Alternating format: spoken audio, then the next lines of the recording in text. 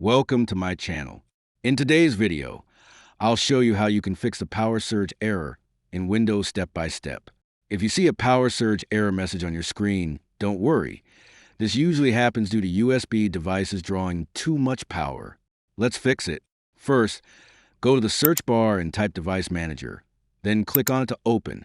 Once Device Manager opens, scroll down and find Universal Serial Bus Controllers. Then click to expand it. Here, you will see different USB options. Right-click on USB Root Hub, and then click on Properties. A new window will appear. In this window, go to the Power Management tab. Now, uncheck the option that says Allow the computer to turn off this device to save power. After that, click on OK to save the changes. Repeat this step for other USB Root Hub options, if available. After completing these steps, your power surge error should be fixed. If you liked the video, subscribe, and press the bell icon for more helpful tutorials.